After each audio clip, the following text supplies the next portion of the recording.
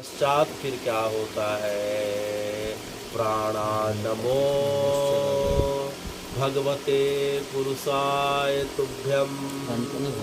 और जब हे भगवान आप जब विचारों के माध्यम से हमारी वाणी के अंदर प्रवेश करके हमारे सोए हुए वाणी को और अंग प्रत्यंग को आत्मा को जब जगा देते हैं तो वह वाणी जो है अब सजीव हो जाती है। अब उससे जो कुछ भी निकलता है अब आपके विचार प्रस्फुटित हो रहे हैं। अब तो हमारे विचार चले गए। अब जो हमारे कान अनंत काल से जो है केवल संसार की बातों को सुनते आ रहे थे, आज वह जो है आपकी कृपा से अब आपकी वाणी को सुन रहे हैं। आप ही बोल रहे हैं और आप ही सुन रहे हैं। तो ऐसे भगवती पुरुष का ऐसे जो है हे भगवान मैं जो है अपने सिर से प्रणाम करता हूँ। भगवती पुरुषाय तुभ्यम शीर्षा नमामि। मैं अपने सिर को झुका के प्रणाम करता हूँ। मनसा स्मरामि। मन से आपको स्मरण करके प्रणाम करता हूँ। और वचसा गृणामि। और वाणी से आपकी कथा अमृत रूपी जो है लीला है, आपकी लीला रूपी कथा अमृत को बोल बोल के आपको प्रणाम करता हूँ। यो तो इस प्रकार से यो अंतः प्रविश्य मम वाच मिमाम प्रसुप्ताम। तो यहाँ जो है सूत जी सौनक को यह बोल रहे हैं कि हे सौनक जी आप लोग परेशान मत होइए। मैं जो इतने देर जो बैठा हुआ था भगवान के पवित्र नामों का उच्चारण कर सके उनसे प्रार्थना कर रहा था कि देखो तो देखो मेरे सामने सौनक और 88,000 और इतने महात्मा लोग बैठे हुए हैं जो सर्वज्ञ है त्रिकालज्ञ है जिनकी गति कहीं भी है। तो उनके सामने हे भगवान मेरी वाणी कैसे प्रस्फुटित हो। तो मैं आपके चरणों के आश्रित होके आपसे आपकी कथा खुद सुनने के लिए प्रार्थना कर रहा था। तो हे भगवान हे सूत जी आपकी प्रार्थना का क्या असर हुआ? असर यह हुआ कि अभी तुमने पिछले सत्र की जो कथा में जो शिव पुराण की कथा हुई, इसके पहले जितनी कथा हुई, तो तुमने यह देखा और हम सब ने यह देखा कि हे भगवान कथा आप ही सुनाते हैं और कथा आप ही सुनते हैं। न हमारी जिह्वा में सामर्थ्य है न हमारे कानों में सामर्थ्य है कि हम आपके पवित्र नामों का स्मरण कर लें या पवित्र नामों को बोल लें या सुन लें। यह तो आपकी अनन्य कृपा है हम सबके ऊपर कि आप जो है अपनी जो है कथा रूपी अमृत को अपनी जिह्वा से बोल के अपने कानों के माध्यम से हम सबको सुना रहे हैं। तो वद वद महाभागा। तो हे सौनक जी आपने 2 बार वद वद क्यों बोला? बोलिए बोलिए। तो जो है सौनक अर्थात जो अच्छा श्रोता होता है, जो अच्छा परम भागवत स्तर का जो श्रोता होता है उससे रहा नहीं जाता। अरे भैया मैं इतने देर से आके बैठा हूँ, आधा घंटा हो गए 1 घंटा हो गए, इतने देर के आने के बाद जो है हे सूत जी अब आप आ रहे हो और आने के बाद फिर आप जो है इस प्रकार से देरी कर रहे हो।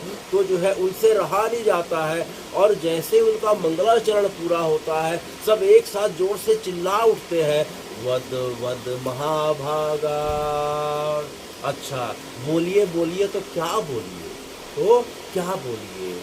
वद नो वदताम वरम। जो है नो माने हमें हम सबको, वद नो वद माने बोलिए, वदताम वरम वदताम वरम माने जो है जो बोलने वालों के लिए संसार में जो सबसे श्रेष्ठ है, जो मणि के समान है, जिसकी तुलना नहीं की जा सकती, आप ऐसे चीज़ों के बारे में हमें बताइए। तो हे भगवान इस संसार में जो है उस वक्ता के लिए सबसे श्रेष्ठ जो हो सकता है और भगवान की कथा के अलावा भगवान के नाम के अलावा कुछ भी नहीं हो सकता है। इसीलिए सूत जी को सौनक जी और आदि ऋषियों ने उनसे जब धैर्य जब टूटने लगा तो जो है उनसे रहा नहीं गया और जोर से जो है जाके उनके चरणों में निवेदन करने लगे वद वद महाभागा वदनो वदताम वरम। तो जो है हमें इस संसार की सबसे श्रेष्ठ जो है जो बातें हैं उसे बताइए। तो सूत जी ने कहा कि सौनक जी बताइए जो है संसार की ऐसी क्या श्रेष्ठ बातें हैं जो आप सुनना चाहते हैं। तो जो है सौनक जी ने सूत जी को खुद प्रश्न कर रहे हैं और खुद उत्तर दे रहे हैं। कथा भागवती पुण्यम, जो है कौन सी कथा? भागवत की कथा। भागवत की कथा का मतलब श्रीमद् भागवत ही नहीं, भागवत के अनेक अर्थ होते हैं। भगवान की कथा, किसकी कथा? भगवान की कथा, श्री हरि की कथा, नारायण की कथा, और नारायण के विभिन्न स्वरूपों के विभिन्न विभिन्न युगों में अवतार की कथा, राम के रूप में, कृष्ण के रूप में, वराह के रूप में, मत्स्य के रूप में, वामन के रूप में, शुकर के रूप में, हंस के रूप में, आदि आदि आदि। और उनके अंशावतार के बारे में पहला, और दूसरा कि जो है भगवान के परम आश्रित जो व्यक्ति हैं उन्हें जो है भागवत कहा जाता है।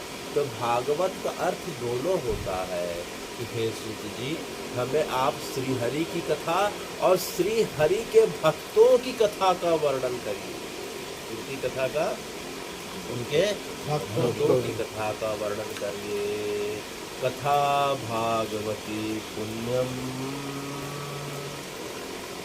तो इस लोक में सबसे जो श्रेष्ठ है भगवान और भगवान के भक्तों की कथा है, उससे श्रेष्ठ कुछ हो ही नहीं सकता है। तो उनकी बातों को सुन के जो है अब इधर सूत जी सौनक जी को नैमिषारण्य में कथा कर रहे हैं। नैमिषारण्य लखनऊ के बगल में एक तीर्थ है। इधर शुक परीक्षित को कथा कर रहे हैं शुकताल में, जो मेरठ के पास और मुजफ्फरनगर के नज़दीक है उत्तर प्रदेश में। और इधर वेद व्यास जी को जो है नारद जी सुना रहे हैं, और उसी कथा को जो है खुद श्री हरि ब्रह्मा जी को सुना रहे हैं। तो यह कथा परंपरा से अनंत काल से चलते आ रही है, और इस प्रकार से उतरते उतरते गुरु परंपरा से हम सबके बीच आ गई, हम सबके बीच आ गए। तो हे भगवान, जब भगवान अपना शरीर छोड़ के प्रभास क्षेत्र में भगवान ने शरीर छोड़ा, सोमनाथ मंदिर से 4 किलोमीटर की दूरी पे हम देखें तो पश्चिमी अरब सागर है। उस जगह पे 3 नदियों का संगम हो रहा है, हिरण्य नदी, गोमती नदी और सरस्वती नदी। सरस्वती नदी जो है भूगर्भा हो गई है, हिरण्य और गोमती आज भी है। तो उस जगह पे जिसे संगम कहा जाता है, उस जगह पे भगवान ने अपना शरीर बुधवार को 12:18:27 को आज से 5125 वर्ष पूर्व जो है अपना शरीर को छोड़ा था। तो शरीर को छोड़ने के पहले भगवान ने अपने साथी दारुक को, इसको दारुक को कहा कि हे दारुक, तुम जो है यहाँ से तत्काल वापस द्वारका चले जाना। अच्छा, भगवान द्वारका क्यों चले जाना? दारुक, तुम बात को समझा करो, तुम इसके पहले प्रश्न मुझसे कभी नहीं करते थे, आज तुम मुझसे प्रश्न क्यों कर रहे हो? भगवान को दारुक का यह व्यवहार बड़ा आश्चर्यजनक लगा कि जीवन पर्यंत जो है दारुक उनके रथ की सेवा किया, कभी उनसे जो है हाँ के अलावा कुछ नहीं बोला। आज भगवान की तरफ आंख उठाकर हाथ जोड़ के कह रहा है कि भगवान जो है आज मैं जो है अकेला क्यों जा रहा हूँ, आज अकेला क्यों जा रहा हूँ। तो भगवान भी अचंभित होकर बोले कि दारुक तुम मुझसे प्रश्न क्यों कर रहे हो? तो दारुक अपने आँखों में सजल नेत्रों से भगवान को हाथ जोड़ के और उन्हें जो है साक्षात दंडवत करके कहते हैं कि हे भगवान, पूरा जीवन निकल गया बचपन से लेके आज तक, आपने मुझे कभी अकेले जाने को नहीं कहा। जब भी गया आप मुझे लेके गए हैं, और जब भी आए हैं मैं आपके साथ आया हूँ। हे भगवान, मुझसे आज गलती क्या हो गई, मेरा अपराध क्या हो गया कि आज आप इस निर्जर वन पे आज अकेले बैठे हुए हैं और आप मुझे अकेले जाने को बोल रहे हैं। मान लो मैं आपकी आज्ञा का पालन करते हुए चला तो गया, लेकिन वहाँ जाके मुझसे रुक्मणी मैया पूछेंगी, सत्यवती पूछेंगी, जामवंती पूछेंगी, भद्रा लक्ष्मणा पूछेंगी, कालिंदी पूछेंगी, तो मुझसे क्या जवाब जो है, मुझसे क्या जवाब निकलेगा, मैं क्या जो है प्रत्युत्तर में उन्हें बता पाऊंगा कि मैं अकेले क्यों आ गया। और आपके पुत्र जो है, आपके पुत्र प्रद्युम्न पूछेंगे, प्रद्युम्न का पुत्र जो है अनिरुद्ध पूछेगा, तो हे भगवान मुझे क्या जवाब दे पाऊंगा। जामवंती का पुत्र मुझसे जो है दादा दादा बोल के मुझसे अगर सांप पूछ दिया कि जो है मेरे जो है दादा पिता कहाँ है, तो मुझसे क्या जवाब देते बनेगा। और तो जो है हे भगवान, महल में तो जो है देवकी मैया रहती है, वासुदेव रहते हैं, वहाँ अक्रूर जी भी है, और धीरे धीरे सब लोगों के बीच में जाके आखिर जो है सब पूछेंगे कि रथ खाली क्यों आया। मैंने सुना था कि एक बार जो है आपका जो है स्वरूप जो है त्रेता युग में राम के रूप में आया था, तो आपके जो है सुमंत सारथी हुआ करते थे, और मुझे पता है कि आपने जो है सुमंत जी को एक बार आपने अकेला जो है रथ को खाली भेजा था, तो उसका परिणाम क्या हुआ वह मुझे पता है। तो हे भगवान, मुझसे समझ में नहीं आ रहा है कि आप क्या मुझसे चाह रहे हैं, मुझसे गलती क्या हो गई, तो मुझे कृपया करके या तो जीवन भर अपने साथ रखे हैं या तो अपने साथ ले चले, मुझे अकेला ना भेजें। तो दारुक का यह जो है बार बार प्रश्न सुन के भगवान के नेत्र सजल हो जाते हैं। दारुक को भगवान खुद जो है झुक के उठाते हैं और उसे गला लगा के कहते हैं कि दारुक, तुमने जीवन भर जो है मेरे बच्चे के समान तुमने सेवा करी है, तुमने मुझे आज तक कोई कष्ट नहीं दिया है, तुम्हारे रथ में बैठ के मैं हमेशा निर्भीक हो जाया करता था, मुझे किसी चीज़ की कोई चिंता नहीं रहा करती थी। लेकिन हे दारुक, यह मृत्यु लोक बड़ा अजीब है। इस मृत्यु लोक का जो है न्याय बड़ा जो है, विधि का जो विधान है, ब्रह्मा जी ने जो सृष्टि की रचना करी है दारुक, वह बड़ा विचित्र है। यह बात सुन के दारुक कांपने लगा, उसे समझ में आ गया कि भगवान उससे इस प्रकार की ज्ञान की बातें कभी नहीं करते। भगवान ज्ञान की चर्चा करना होता था तो कभी कभी उद्धव जी से, कभी कभी अक्रूर जी से कर लिया करते थे, लेकिन यह भगवान जो है आज मुझसे अजीब अजीब बातें क्यों कर रहे हैं। जो है दारुक जो है कांपने लग जाता है, उसकी आंख से आंसुओं की धार मानो जो है उसकी आंख से आज जो है गोमती मैया फट पड़ी हो। बार बार भगवान को कस के पकड़ लिया, भगवान उसे छुड़ाने का प्रयास कर रहे हैं, दारुक छोड़ नहीं रहा। भगवान आप मुझे सही सही बताइए, मैं तो अनपढ़ हूँ, मुझे कुछ आता नहीं, मुझे तो ये 4 घोड़ों की आपकी सेवा, आपके रथ की सेवा और आपकी सेवा के अलावा मुझे कुछ पता नहीं। हे भगवान, आप इस प्रकार की ज्ञान की बातें, इस मृत्यु लोक का विधान कैसी बातें कर रहे हैं। तो भगवान ने दारुक को बड़े मुश्किल से भगवान दारुक के हस्तपास से जो है उसे मुक्त करते हैं, और भगवान आज पहले बार अपने नेत्रों को नीचे कर लेते हैं। भगवान अपने नेत्रों को नीचे कर लेते हैं, तो भगवान नेत्रों को नीचे करे और भगवान के जो है कर कमलों से, भगवान के नेत्रों से आंसू निकलने लगे। और भगवान को जो है जब भी ऐसा मौका कभी आता था, चाहे कुंती की प्रार्थना हो, चाहे जो है इस प्रकार से अनेक अवसर आते थे, तो जो है दारुक को हमेशा समझ में आ जाता था। दारुक भगवान के हाथ में कर वस्त्र था, रुमाल दे दिया करता था और भगवान उस रुमाल से अपने आँखों को पोछा करा करते थे। लेकिन आज तो भगवान के हाथ खाली है और भगवान के नेत्र सजल हो रहे हैं। भगवान के नेत्रों से मानो जो है यमुना जी। तो जो है दारुक पूछता है, हे भगवान, आप किस प्रकार की बातें कर रहे हैं, आप मुझसे जो है अलग क्यों हो गए, अलग होके मौन क्यों हो गए, और मौन होके आप जो है इस प्रकार के आपकी आंखों से अश्रुपात क्यों हो रहा है। तो भगवान ने रूठे गलों से कहा कि हे दारुक, मेरा और तुम्हारा आज जो है शरीर का संबंध पूरा होता है भैया, शरीर का संबंध पूरा हो रहा है। अब तुम्हारे रास्ता अलग हो रहा है, मेरा रास्ता अलग हो रहा है। यह सुन के दारुक मानो बिजली कौंध गई, भगवान को फिर जकड़ लिया और जोर जोर से रोने लगा कि भगवान अब किस प्रकार की बातें कर रहे हैं, मेरा तो कोई रास्ता ही नहीं था, जो आपका रास्ता था, जहाँ आपके चरण चले जाते थे। हे भगवान उसके पीछे पीछे मैं चले जाया करता था।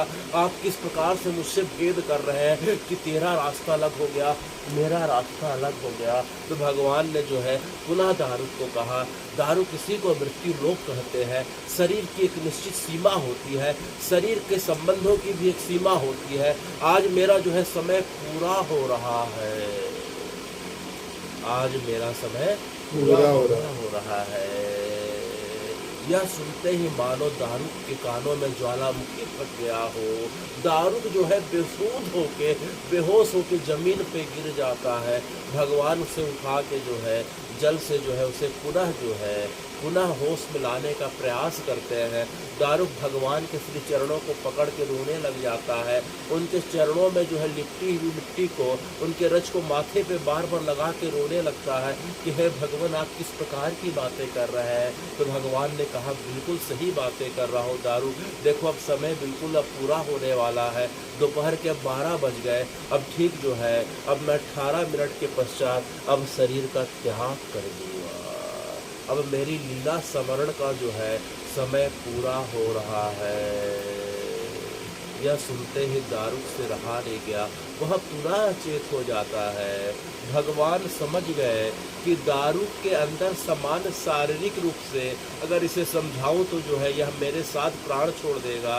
तो भगवान ने उसके ऊपर कृपा करी और उस समय की स्मृति को विलोप कर दिया।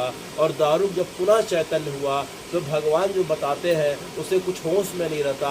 वह एक आज्ञाकारी सेवक की भांति केवल जो है हाँ भगवान दारुक तुम जो है तत्काल जो है द्वारका चले जाओ। हाँ भगवान द्वारका जाने के पश्चात जो है सबको बुलाना, महल में सबको बुलाना और मेरे प्रतिनिधि के रूप में सबको यह बोल देना हाँ भगवान कि ठीक जो है आज से 7 दिनों के पश्चात यह समुद्र देवता पूरी की पूरी द्वारका को अपने आप में मिला लेंगे। द्वारका का अस्तित्व जो है पूरा हो जाएगा। मैंने द्वारका को मात्र 100 वर्ष के लिए किराए पे लिया था दारू, तो तुम जाके यह बता देना और जितना जल्दी हो सके 7 दिनों के पहले तुम जो है मेरे जो माता पिता है, पत्नियां हैं, जितनी 16,108 रानियां हैं, उनके जितने पुत्र हैं, जितने प्रजावासी वृद्ध हैं, सबको तुम जो है हस्तिनापुर पहुंचा देना। कहाँ पहुंचा देना? हस्तिनापुर पहुंचा देना। तो हे भगवान और क्या आज्ञा है? दारुक एक काम और करना भैया, इस युद्ध में जो मेरे 8 रानियों के जो 80 पुत्र हैं लगभग सब जो है धराधाम को सिधार गए हैं। इस युद्ध में जो यदुवंशियों के बीच युद्ध हुआ तो जो है मेरा एक प्रपौत्र आने वाले समय में जो बचा रहेगा वह अनिरुद्ध का पुत्र हो और उसका नाम जो है वज्रनाभ होगा। क्या नाम होगा? वज्रनाभ। तो आने वाले समय में जब तुम सबको हस्तिनापुर पहुंचा दोगे भैया तो तुम युधिष्ठिर को मेरा यह जो है आखिरी संदेश सुना देना कि भगवान ने इस धराधाम को छोड़ दिया है और आपको यह प्रार्थना करे हैं और आपको आदेश भी दिए हैं कि उनके प्रपौत्र वज्रनाभ को आप जो है ब्रजमंडल का, मथुरा मंडल का, किसका? मथुरा मंडल का आप जो है उसे तिलक करके राजा बना दो। तो इस प्रकार से भगवान दारुक को विदा करते हैं और विदा करते करते बोलते हैं दारुक तुम सीधे जाना, पलट के मत देखना, पलट के मत देखना। तो दारुक जो भगवान के साथ रहते रहते उस समय उसकी स्मृति कुछ समय के लिए भगवान ने विलोप कर दी थी, संबंधों का विलोप कर दिया था। वह भावुक जो था अब थोड़ा सा कड़े मन का होके जैसे ही रथ को लेके आगे बढ़ा उसे समझ में नहीं आया कि मुझसे क्या गलती हो गई कि भगवान जो मेरे साथ हमेशा रहते थे आज मेरे साथ क्यों नहीं है। लेकिन भगवान की आज्ञा कि दारुक तुम पलट के नहीं देखना, कि पलट के देखता तो उस समय जो है जैसे पलट के देखने वाला रहता था तत्काल जो है भगवान के जो है पैर में, दाहिने पैर में भगवान उस समय अपने बाएं पैर के ऊपर दाहिने पैर को इस प्रकार से रख के बैठे थे और उनका तलवा चमक रहा था। तलवे में जो है भगवान की रानियों ने जाते समय आलता लगाया था। लाल रंग का आलता दूर से शिकारी को लगा मानो जो है हिरण के कोमल कोमल पैर हो। उसने जो है विष बुझा तीर छोड़ दिया। तो अगर दारुक पलट के देखता तो हे भगवान क्या देखता? वह यह देखता कि आपके जो है कोमल कोमल श्री चरणों में विष बुझा तीर लग गया है और आप दर्द के मारे कराह रहे हैं। इसीलिए भगवान ने दारुक को पलट के देखने के लिए मना कर दिया। तो दारुक चलते गया। उसके पश्चात जो है कथा तो बड़ी लंबी है। दारुक सब को लेके जब बताता है इतने दिनों तक कि भाई इतने दिनों के अंदर हमको सब छोड़ना पड़ेगा, भगवान अपनी लीला का संवरण कर लिए हैं। यह बात सुन के भगवान की 8 मुख्य रानियाँ जो रहती हैं वह अपने शरीर को उसी समय त्याग कर देती हैं, योग अग्नि से अपने शरीर को उसी समय छोड़ देती हैं और भगवान की 16,101 रानियाँ जो हैं अब जो है तब तक अर्जुन आ जाते हैं। तब तक कौन आ जाते हैं? अर्जुन आ जाते हैं। इधर पांडवों को भी रोज अनेक अशुभ इस प्रकार से लक्षण दिखाई देने लगे। कभी उनके पीठ पे छिपकली गिर रही है, कभी मरा हुआ सियार, कभी गीदड़, इस प्रकार की आवाज़ आ रही है। रोज अशुभ इस प्रकार की घटनाओं को देख के युधिष्ठिर सलाह ले जाता है। वह अर्जुन से कहता है कि भैया अर्जुन थोड़ा द्वारका चले जाना। क्यों भैया? मुझे रोज बड़े अशुभ लक्षण दिखाई दे रहे हैं। एक बार जाके गोविंद का पता करो भैया, और बाकी रानी और बच्चे सकुशल सो है तुम्हें जाके पता करो। तो अर्जुन जाके देखा तो देखा क्या?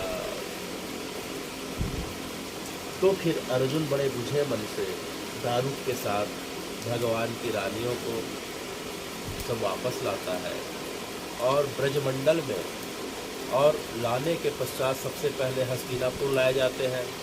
और हस्तिनापुर आने के पश्चात उन्हें तो पता चल जाता है कि भगवान अब नहीं रहे। कथा बड़ी लंबी है, अभी हम प्रसंग की ओर जा रहे हैं। तो अर्जुन जितने यदुवंश के बचे हुए लोग थे अपने 5 पांडवों अर्थात 5 भाइयों के साथ मंत्रणा करके कुछ दिन शोक का समय रहता है 12-13 दिन का। उसके पश्चात बड़े कड़े मन से यदुवंशियों की संख्या कई लाखों में रहती है। तो किसी को जो है पंच नदियों का क्षेत्र जिसे पंजाब कहा जाता है, पंजाब के हिस्से में बसाया गया। किसी को जो है तू क्षेत्र हरियाणा के क्षेत्र में उनको विस्थापित करके उन्हें जो है बसाया गया।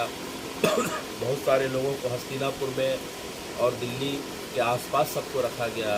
और आखिरी में जो भगवान के प्रपौत्र थे, भगवान का जो रुक्मिणी जी के साथ पुत्र हुआ उसे क्या कहते हैं? श्री प्रद्युम्न महाराज कहते हैं। क्या नाम था? प्रद्युम्न महाराज कामदेव का अवतार है। अभी हमने शिवरात्रि की कथा में शिव पुराण में सुना था कि जब शंकर जी की समाधि को कामदेव ने भंग कर दिया था, शंकर जी ने अपना नेत्र खोलते ही कामदेव को भस्म कर दिया। तो कामदेव की पत्नी रति भगवान से प्रार्थना करने लग गई कि आप मेरे पति को जो है जीवित कर दें। तो भगवान ने उसे जो है एक सबके लोगों के मन में डाल दिया, सब संसार के सब प्राणियों के कहाँ डाल दिया? मन में डाल दिया। इसलिए 6 वर्ष के होने के पश्चात धीरे धीरे काम का प्रभाव दिखने लगता है। और जैसे ही बालक अपनी कौमार अवस्था पे पहुंचता है या बालिका 13 वर्ष की अवस्था पे, तो उसका जो है असर पूरी तरीके से दिखने लगता है। और उसके बाद भी रति बोली कि ये तो आप मन में किस प्रकार की बात कर रहे हैं, मुझे तो मेरे शरीर वाला पति चाहिए, 2 हाथ 2 पैर वाला। तो शंकर जी ने कहा कि हे रति, इसके लिए तुम्हें प्रतीक्षा करनी पड़ेगी।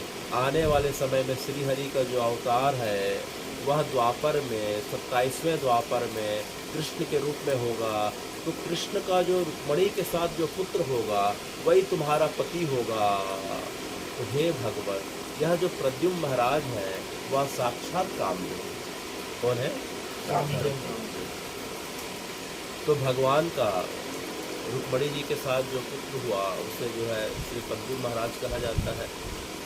प्रद्युम्न का जो पुत्र हुआ उसे श्री अनिरुद्ध महाराज कहते हैं, श्री अनिरुद्ध कहते हैं। और अनिरुद्ध जी का जो पुत्र हुआ उसे है भगवान। क्या इस प्रकार की श्रृंखला है? क्या एक कपोल काल्पनिक कथा है? कपोल काल्पनिक कथा हमारी परंपरा में कुछ भी नहीं है। इसी कारण से हम जो है वर्तमान शिक्षा के कारण या घर में माता पिता के बीच चर्चा नहीं होने के कारण, अपने दोस्त यारों के बीच, सगे संबंधियों के बीच इस बात की जो है चर्चा करने में झिझक के कारण, किसके कारण?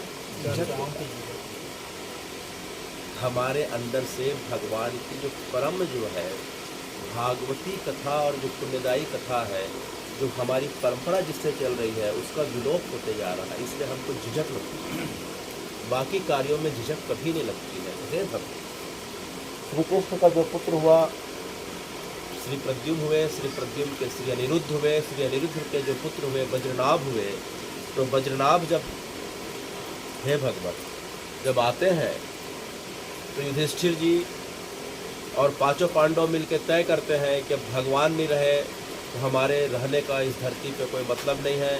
भगवान ने अपना शरीर छोड़ दिया तो अब हमारे रहने का अधिकार नहीं है, क्योंकि हमारे सब कुछ जो है श्री कृष्ण थे। तो पांडवों ने निश्चित किया, तो जो है अर्जुन का पुत्र जो है अभिमन्यु था, वो तो युद्ध में वीर गति को प्राप्त कर चुके थे, और अभिमन्यु के पुत्र जो परीक्षित थे, कौन थे? परीक्षित थे। तो युधिष्ठिर ने परीक्षित को हस्तिनापुर का राज तिलक दिया। कहाँ का? हस्तिनापुर का राज तिलक दिया। और दारू ने अर्जुन को बताई, और अर्जुन ने युधिष्ठिर को बताई कि वज्रनाभ को मथुरा मंडल का राजा आपको बनाना है।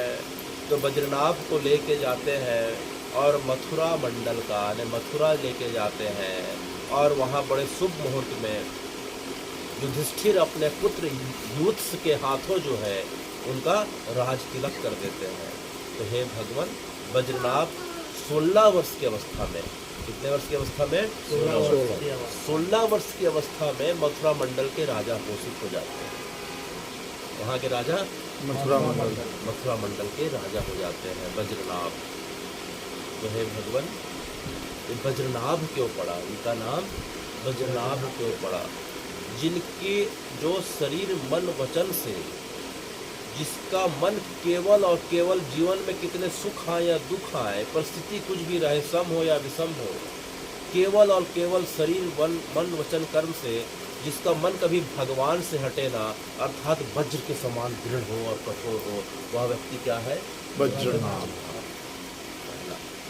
तो वज्रनाभ के मन में बचपन से अपनी दादी और परदादी से, अपनी माँ से जो है भगवान की कथा सुन सुन के भगवान के लिए उसका मन इतना आसक्त हो गया था, इस प्रकार से आसक्त हो गया था कि कृष्ण कहाँ मिलेंगे, गोविंद कहाँ मिलेंगे, मैं उनकी लीलाओं का कैसे दर्शन कर सकता हूँ, मैं उनकी जो है जितनी बाल लीला ब्रजमंडल में हुई है मैं कैसे जान सकता हूँ। तो भगवान ने उनके ऊपर कृपा करी कि भैया वो जो है ब्रजमंडल के अब राजा हो जाते हैं। तो परीक्षित ने वज्रनाभ को ब्रजमंडल का राजा बना दिया, और उसके साथ वज्रनाभ के साथ लेके जो है अब रथ में बैठ के आगे चल पड़े। तो जाते हैं तो सबसे पहले वृंदावन जाते हैं। कहाँ जाते हैं? वृंदावन जाते हैं। अरे वृंदावन में कुछ दिखाई नहीं दे रहा है। वृंदावन में मानो गरम गरम हवाएं चल रही हैं। यमुना जी का पुनीर, यमुना जी का रेत में जो भगवान की इतनी लीलाएं हुई थी, यमुना जी का रेत मानो इतना गर्म हो गया, पूरा दाह अर्थात उसकी उष्मा के मारे सब लोग जलने लग गए। गरम गरम हवाएं बह रही हैं। आसमान में देखें तो चील, चमगादड़, कौवे, उल्लू इस प्रकार से जो है मंडरा रहे हैं। नीचे देखें तो जो है स्वान है, सियार है, गीदड़ है, वो जो है इस प्रकार की आवाज़ कर रहे हैं। कोई व्यक्ति खोजने से मिल नहीं रहा है।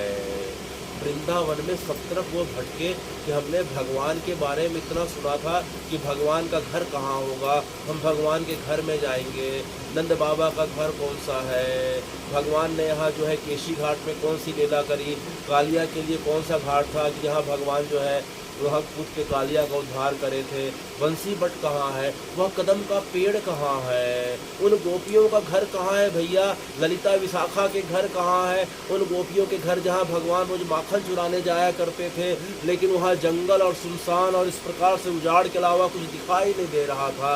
आखिर उनका मन बड़ा जो है उजाड़ हो जाता है। आखिर में यमुना जी के किनारे देखते हैं कि बड़े दैदीप्यमान एक जो है वृद्ध अवस्था को प्राप्त हुए एक महान तेजस्वी सन्यासी बैठे हुए हैं। कालिया दहन का जो जगह है उसी जगह के बगल में भगवान जो है उस जगह पे सांडिल्य ऋषि बैठे हुए। कौन से ऋषि? सांडिल्य ऋषि। सांडिल्य ऋषि के पास जाते हैं परीक्षित और बद्रीनाथ और उनके श्री चरणों में निवेदन करते हैं। सांडिल्य ऋषि जो है उन्हें आँखें खोल के आशीर्वाद देते हैं और जब उनका परिचय पाते हैं, अरे अरे यह तो जो है पांडवों का प्रपौत्र परीक्षित है और यह भगवान का प्रपौत्र बज्रनाभ है। यह देख कर सांडिल्य खुद खड़े हो जाते हैं क्योंकि बज्रनाभ स्वयं भगवान का ही अंश था, भगवान ही इस बज्रनाभ के रूप में आए थे।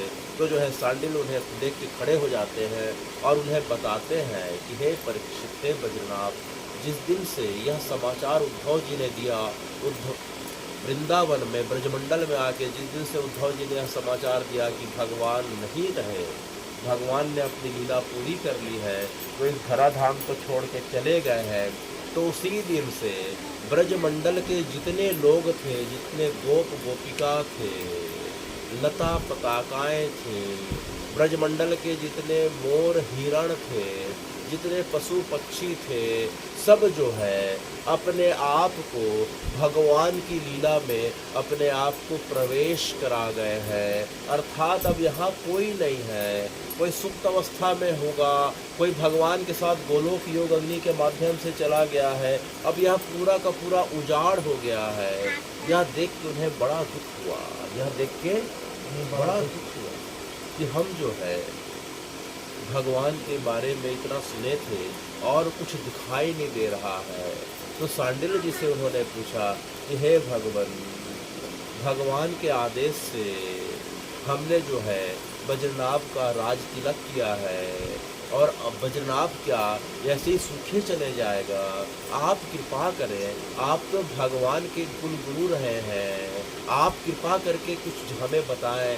तो सांडिल्य जी ने उनके साथ जो है सब एक एक जगहों के बारे में बताया, जो जगह सुनसान हो गई थी, मिट्टी में दब गई थी, हवाओं के थपेड़े और रेत के थपेड़े से जो पूरे दब गए थे, अब जो है सांडिल्य जी ने एक एक जगह को बताया कि देखो भाई परीक्षित, देखो भाई बज्रनाभ, यह बंसी वट है, भगवान यहाँ बैठ के बंसी वादन किया करते थे, यह कदम का पेड़ है, यह चीर घाट है, यहाँ भगवान ने गोपियों के वस्त्रों का उनके अभिमान को दूर करने के लिए हरण किया था, यह कालिया दाह की जगह है। अच्छा अच्छा, देखो देखो यह घर जो तुम्हारा दबा हुआ दिख रहा है, यह तनसुखा का घर है।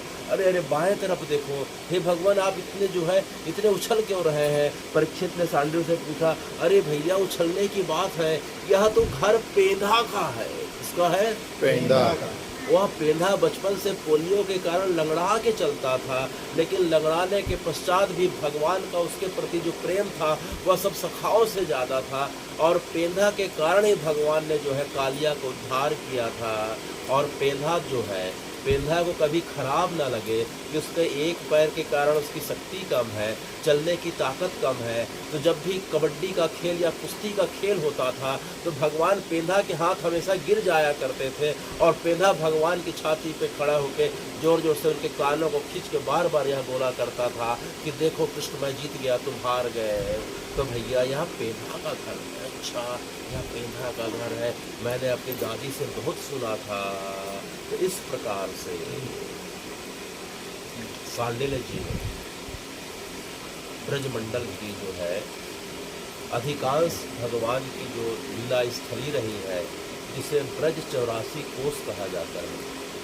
ब्रज कितने कोस पे है? 84। तो उन जगहों के बारे में चिन्हांकित कर दिया। वे जगह पूरे उजाड़ हो गए थे। उजाड़ होने का दो कारण था। भगवान के जो अनन्य जो है भगवान के जो दास थे, गोप गोपिकों के रूप में, पशु पक्षियों के रूप में, लता पताकों के रूप में, वे अपने आप को अंतर्ध्यान कर लिए। और जरासंध का बार बार मथुरा मंडल पे जब आक्रमण हुआ 17 बार, तो भगवान जो है आधे से ज़्यादा यदुवंशियों को लेकर द्वारका चले गए, और बाकी जो लोग थे अन्य जगहों पे जाके विस्थापित हो गए थे। जरासंध के आक्रमण के कारण। 17 बार उसने मथुरा मंडल पे आक्रमण किया था। कितने बार? 17। जब 18वें बार आक्रमण का समय आया तो भगवान सबको द्वारका लेके चले गए। तो जो बचे हुए लोग थे मथुरा मंडल के, वे अन्य निकटवर्ती जो है क्षेत्रों में चले गए थे। अब जो है परीक्षित वापस जा रहे हैं, तो उनको बज्रनाभ बोलते हैं कि हे परीक्षित महाराज, आप तो हस्तिनापुर के राजा हैं, समझ में आता है, लेकिन मैं बिना प्रजा के राजा हूँ, मैं बिना प्रजा के राजा हूँ। यहाँ तो पूरे ब्रजमंडल में जो है केवल वनस्पतियों के अलावा एक गिरिराज जी हैं, यमुना जी हैं, और पेड़ और जंगल के अलावा और जो है कुछ जानवरों के अलावा कुछ दिखाई नहीं दे रहा है।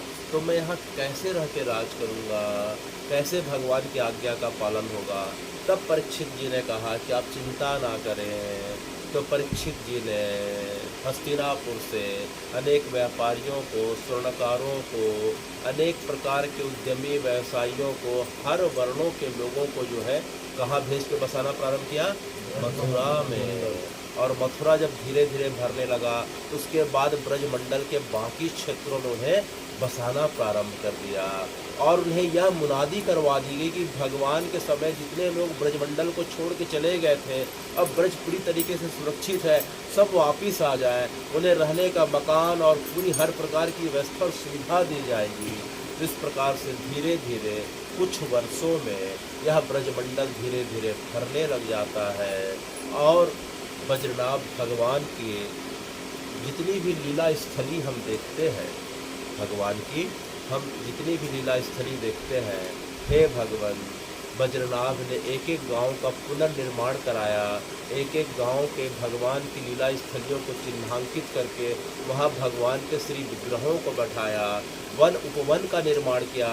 जिस प्रकार के वन उपवन के बारे में हम आने वाले समय में सुनेंगे, जिस प्रकार से वन उपवन वृंदावन में और ब्रजमंडल में हुआ करते थे, जहाँ भगवान अपनी गौचारण की लीला करते थे, प्रत्येक वन उपवन का इसी प्रकार से उन्होंने निर्माण कराया, सरोवरों का निर्माण कराया, धर्मशाला का निर्माण कराया। इस प्रकार से अनेकों अनेक वैसे ही कार्य कर दिए जिस प्रकार का कार्य भगवान के समय हुआ करता था। तो हे भगवान, हम देखते हैं कि बज्रनाभ जी के द्वारा जो है भगवान के 4 देव, भगवान के 8 विग्रह स्थापित जो किए गए हैं। बज्रनाभ ने तो सैकड़ों भगवान की लीला स्थलियों का पुनरुद्धार करके उसका निर्माण किया, वहाँ विग्रह रखवाए, लेकिन उन विग्रहों में 8 विग्रह सबसे प्रमुख माने जाते हैं। कितने विग्रह? 8। 4 देव, 2 गोपाल और 2 नाथ। 4 देव, 2 गोपाल और 2 नाथ। तो हम जो श्रीनाथ जी के बारे में सुनते हैं, इसके बारे में श्रीनाथ जी के बारे में जो सुनते हैं, आज से 5125 वर्ष पहले जो है, सबसे पहले उनके विग्रह का निर्माण किसने कराया था? श्री बज्रनाभ जी ने। श्रीनाथ और श्री गोपीनाथ, श्रीनाथ और श्री गोपीनाथ। और हे भगवान, दोनों का मूल विग्रह जो है राजस्थान जो है चला गया है। आने वाले समय में आज से जो है करीब 400 वर्ष पूर्व आक्रांताओं का जब आक्रमण होना प्रारंभ हुआ, तो उनके विग्रह को, श्रीनाथ जी के विग्रह को जो है श्रीनाथ सिंगार नाम के क्षेत्र में स्थापित कर दिया गया। और इनका जो है विग्रह जयपुर के पास स्थापित हो गया। तो 2 नाथ हैं, श्रीनाथ और गोपीनाथ। उनको हम जो है राधा गोपीनाथ भी कहते हैं। अच्छा, और 2 गोपाल, साक्षी गोपाल और मदन गोपाल।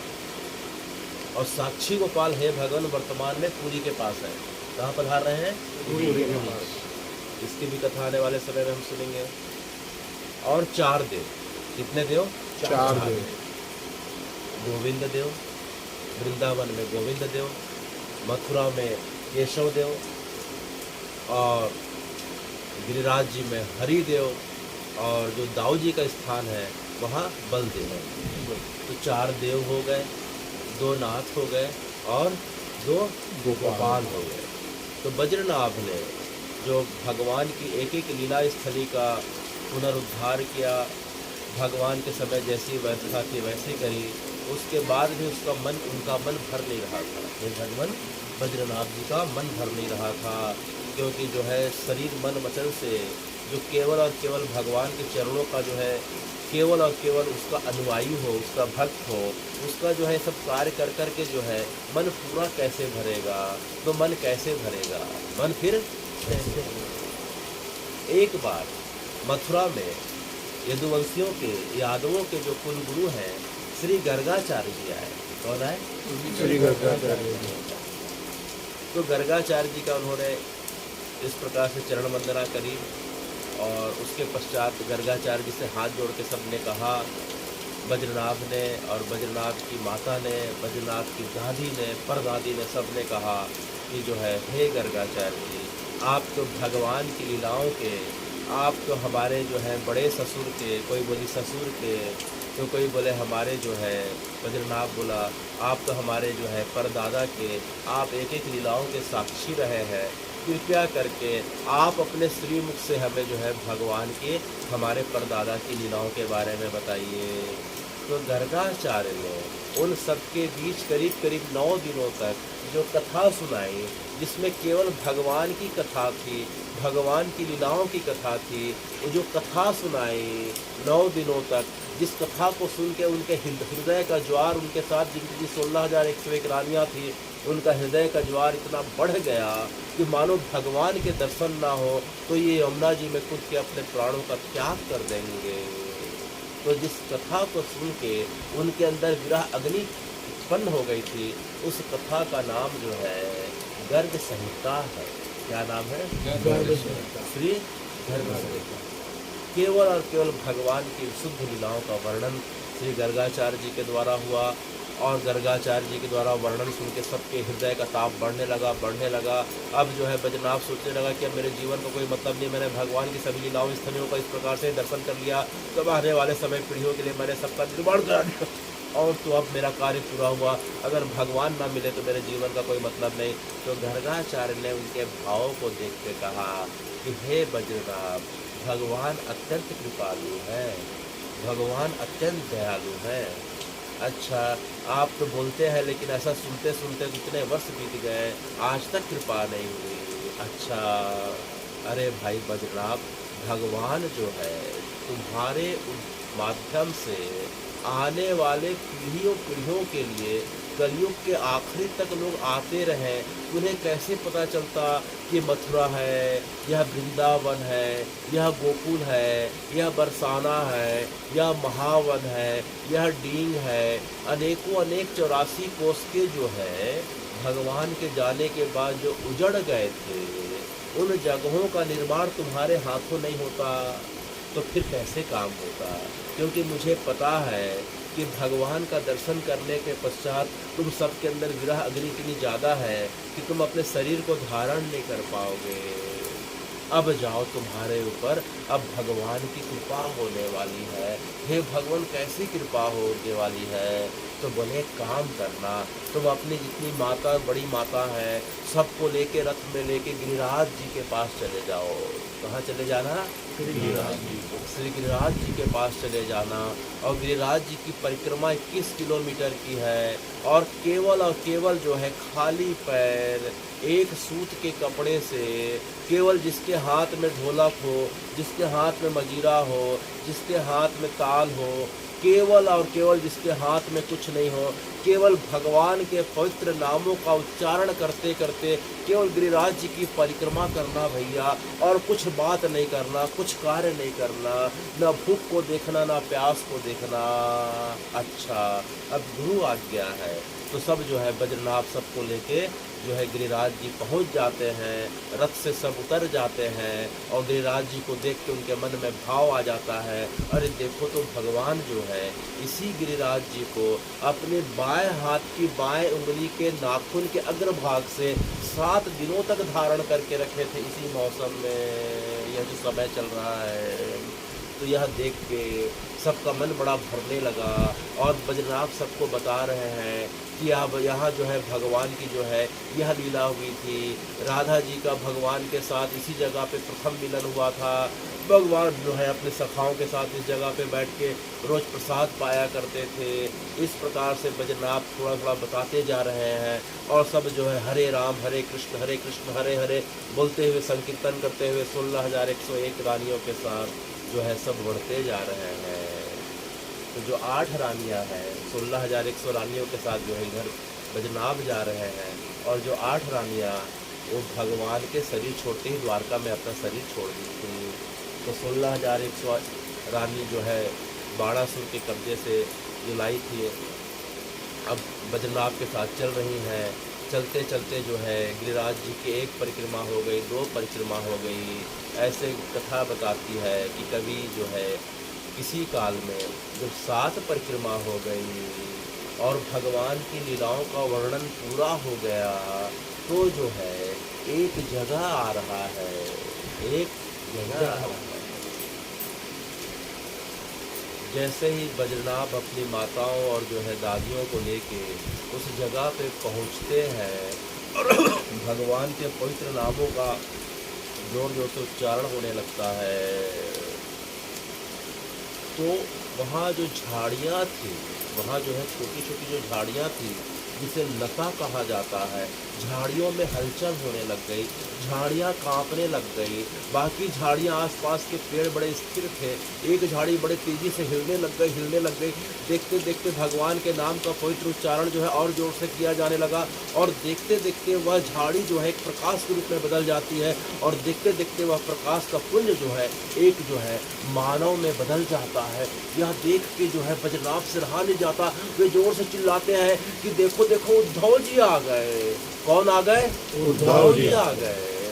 अरे उद्धव जी आप यहाँ कहाँ से आ गए? आप तो हमने सुना था कि आप तो जो है बद्रिका आश्रम चले गए हैं, आप यहाँ कैसे आ गए? तो सब जो है जितने थे सब उद्धव जी के चरणों में दंडवत होते हैं, सब जितनी रानियों के साथ बद्रीनाथ दंडवत होते हैं।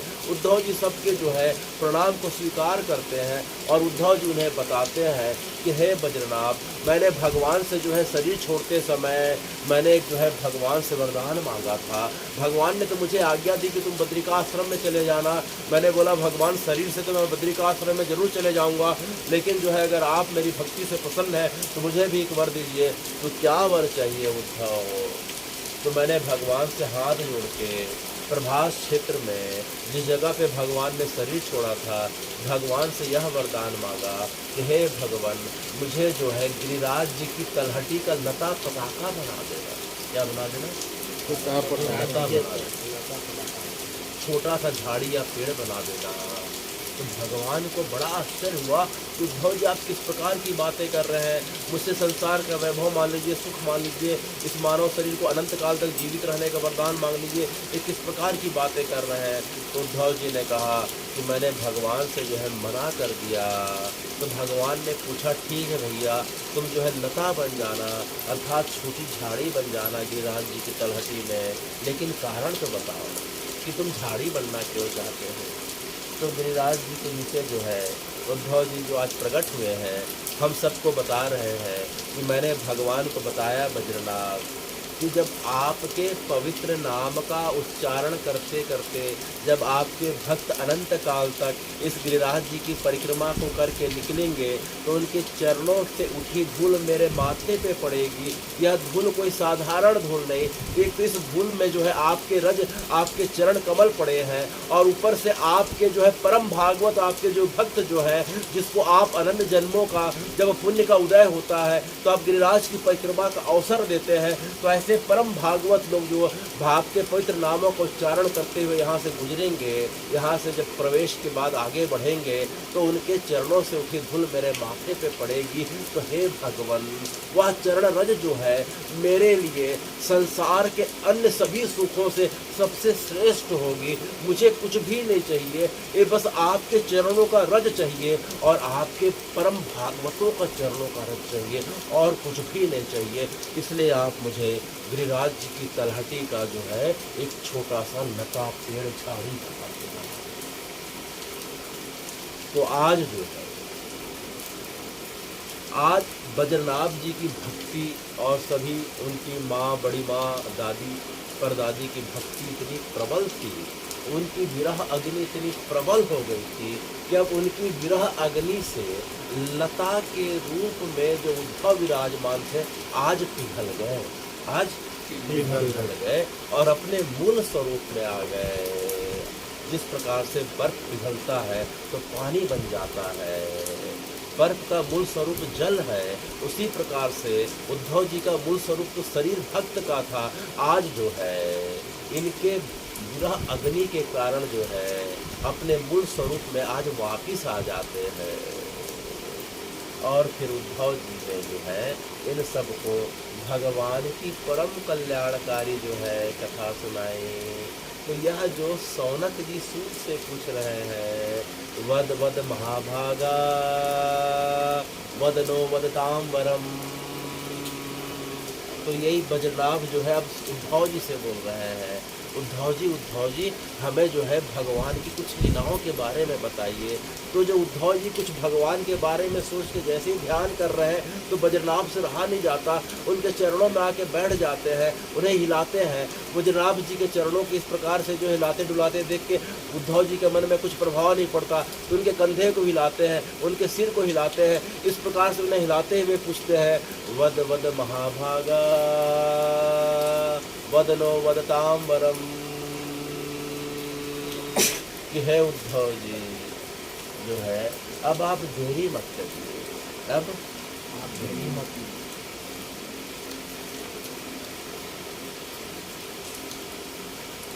आज की कथा इतना ही, चलो।